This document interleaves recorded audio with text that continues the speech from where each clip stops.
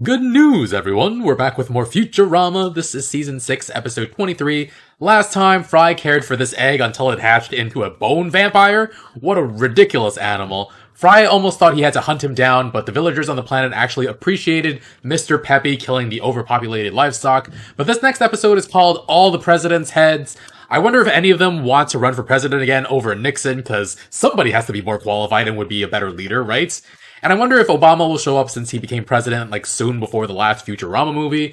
Let's check this out, though. Full reactions on Patreon. Leave a like, and let's get started.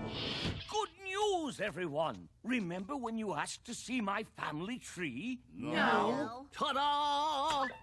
Ta-da! No wormy fruit on this tree. What about Fry? Isn't he your distant uncle? He's way over here on this filthy So many branch bugs. filled with fungus and dung beetles. Guess I better head over to my night job. You have a night You have a night job? Yep, it's exhausting, but I need the extra money to buy coffee so I can stay awake for my night job. But Gotta But go. that's cyclical. hi, Lars. Fry. Lars.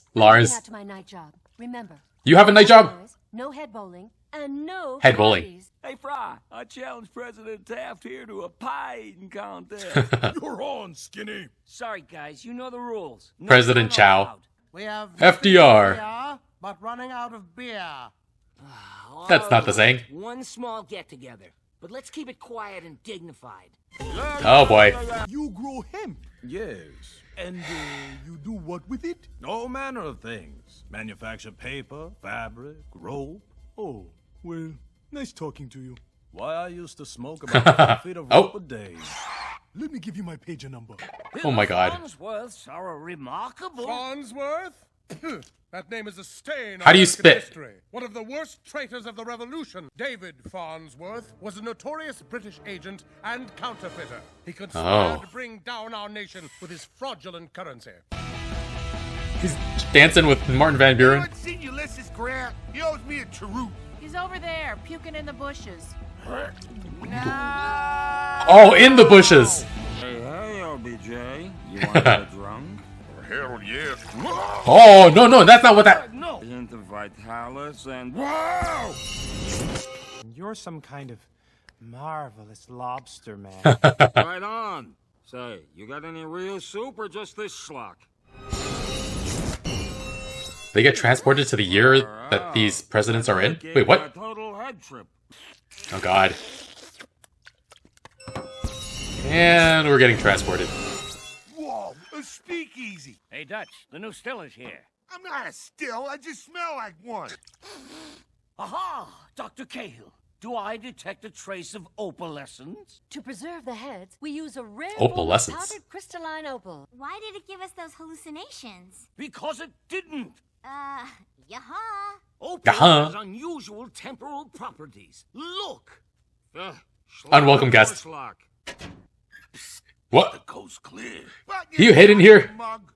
But even this discovery won't undo the treachery wrought by your nefarious ancestor, David Farnsworth. Sins of the father, or great-great-great-great-great-grandfather. Time and stop him. Oh, here we go. You just put all of it?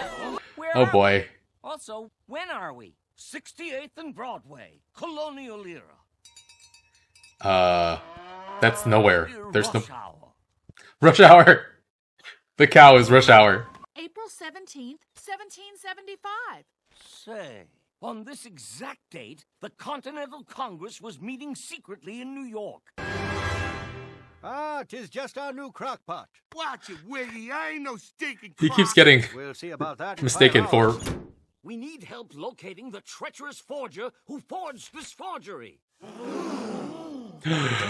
If these enter circulation, our economy will be destroyed. One man in the colonies has a printing press fine enough to make these. Our good friend Ben Franklin. Uh-oh. Uh-oh. Isn't Franklin in Philadelphia? But I must get to Philadelphia as quickly as possible. Very, very slowly. The walking is faster. Dr. Franklin, your new steam engine is here. I ain't no stinking steam engine. Chicken's Oh. ready. Chicken's ready. Louisa. I'm looking Oh, for wait, the he's eating the scoundrel chicken. Who made this? 2/3 of a dollar. Duh. It says Colony of Massachusetts. More like Wow. Massachusetts. That's just how we print S's Let's ask my apprentice, David Farnsworth. Ooh. That's him! Arm yourselves! I call it Poking around in Charlotte. Bender, do you know what a chamber pot is? I don't know and I don't care. You're gonna put in your mouth? Oh, or okay. What? Bender bit a poo penny! Bender bit a poo penny! A poop penny. 'Tis but worthless tin. But Boston is 300 miles away. Bender kicked our horse to death. We'll never He did? get there in time. Quick, you invent something. We're really doing this? Get us to Boston. Oh, wait. Oh, stupid fat. Oh, cool. That's hilarious. No. That scrap metal I ordered is here. Scrap metal. Scrap metal. That's the one he responds positively to. We're looking for a counterfeiter who minted these smelly halfpennies. Smelly. His name is David Farnsworth. I just hired him for the fall candlestick rush. He's in the foundry this very moment. How are these a thing? A shark!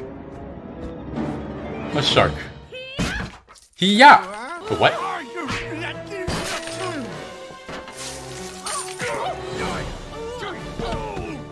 Time to prune the family tree. Wow! Might that not kill you? Huzzah! I've saved the Farnsworth name. Let's burn these counterfeits and paddle the next swan boat the hell out of Boston. Here you go. Thanks. Say, where did you get that lantern? From that old church to the north. They had two burning, so I figured they wouldn't miss one. One if by land, two if by sea. By By land! By lad. By lad. OCD. Gotta treat this OCD. We'd better stop Paul Revere before... Oh, well, shit. I guess everything worked out jolly all right, eh, Governor? No, we're all British now. Oh, no. Did it say Harrods? I think I saw Harrods. The colonial dust-up, where there's nothing Colonial to dust-up. enjoy more than a good documentary. Turn on the televisor, Dr. Zoid Smythe. I'll dial Zoid Smythe. America. Tyranny Bell. West Britannia, as we now call Hitchcock it, has been under Memorial. British rule Duncan for Crumpets. 1400 years. All thanks to a nutter known as Wrongway Revere. A loyal Brit by the name of David Farnsworth tracked down the traitor George Washington. Aww. Smothered him with his wig. With his wig. Will my lord be returning to his massive land holdings for luncheon? Hello? What? Oh, How no. is it that we've got socialised medicine, but me teeth still look like this? Can't we That's a go good back point. in time That's a and set good things point. right again? Don't want to. Couldn't go back even if we wanted to. No more crystalline opal left in all the world, don't you know? Presenting the Queen of England, America, and 2 parking spaces in Tokyo. Where's me consort at? I say, Oh. What's that in your crown? Opalescence. Opal? What's the most precious gem in all the... Whack. Yes! He's on the arm. Nice transition. Oh. What about this bloke? He's from revolutionary times. Oh, yeah. Farnsworth. Farnsworth. What kind of stick me? Fetch me that powdered opal.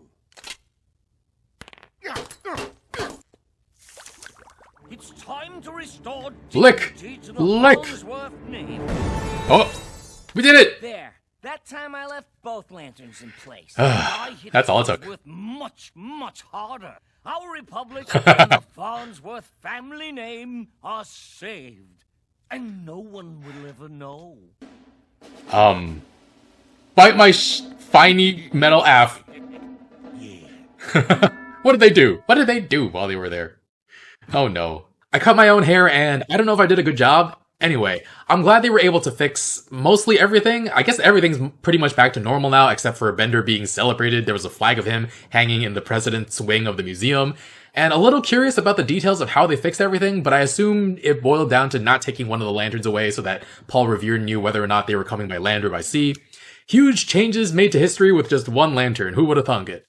And of course, Fry was the one who mucked it all up. That was actually pretty hilarious seeing it all play out. I mean, I don't actually remember that historical fact either. I'm sure it was mentioned at some point in history class, but just, yeah, no recollection. I would have messed up the exact same way probably. And it was fun seeing all the presidents. They didn't predict Trump becoming president, but no Obama's head in a jar either. Maybe that was too politically charged for the time since he was just elected. I think even when the first episode of the show came out, we didn't really get any references to George W. Bush. But yeah, lots of Farnsworths were famous inventors though. Farnsworth pulled up a literal family tree and he showed us one guy who was the inventor of television and childhood obesity. And another Farnsworth came up with a color blindness test. And one Farnsworth even invented the anti-senility truss. It was the professor. The truss was malfunctioning, so he forgot that he invented it. He forgot who he was. Oh, what? And yeah, Fry, of course, on the completely wretched branch. All the smarts seem to be pruned from that area of the family tree because Fry slept with his own grandmother. Oh man. Fry apparently had a second job working in the President's Head's Jar Museum. I definitely would have hired somebody else. And the doctor there referred to Fry as Lars, interestingly enough. That's a nice little reference. But yeah, he just starts a party at the president's behest. And frickin' Zoidberg just randomly starts drinking the water from Lyndon B. Johnson's jar. Like, he technically did ask for consent, but that is not what people mean when they say they want to get drunk. And yeah, while that they're using this jar juice to preserve humans without fully understanding the effects of them, kind of ridiculous that the people who drink it just get transported back in time. And so why aren't the heads in the jars going back in time when their head is completely submerged in the stuff, right? And we almost ran into huge problems because George Washington told Farnsworth that there was a Farnsworth who was a traitor to the United States, and we saw the forgery that David Farnsworth made, and yeah, the olden days, the S's looked that much like F's. I feel like I knew that, but I didn't think it was this egregious. And yeah, we took a few trips to the past, and Bender keeps being mistaken for different types of technology. That was very funny. A still, a crock pot, a whole bunch of other different things. And yeah, a walking, talking robot is just so far out of the ordinary that their minds couldn't even comprehend what he was. The last guy seemed to really know what he was doing, though. He called Bender scrap metal, and that was the only thing Bender ever agreed with. And yeah, he used Bender as a cannon. Such a versatile bending unit. Who could have thought that he could do so many different things? But yeah, our professor just had to see the tarnishing of the Farnsworth name undone. And so Farnsworth licked George Washington's head with such fervor. My gosh. And yeah, we actually enlisted the help of Benjamin Franklin in tracking down David. That was fun as well. Electrocuting Bender so that he could run him real fast. I guess most people understood all the uses of Bender. And yeah, faster. He was faster than a horse-drawn carriage. I was afraid something terrible would happen as a consequence of stopping that Farnsworth though, but it actually was mostly fine until Fry messed with the wrong lantern. And very silly seeing the United States in the year 3000 something, but all like super British. We never gained independence, and somehow we become even more British than the United Kingdom is now. And yeah, they eventually went back and fixed everything, but what a ridiculous episode. I enjoyed it though. Full reactions on Patreon in the link in the description below. Leave a like, and I'll see you guys next week with more. Bye, friends.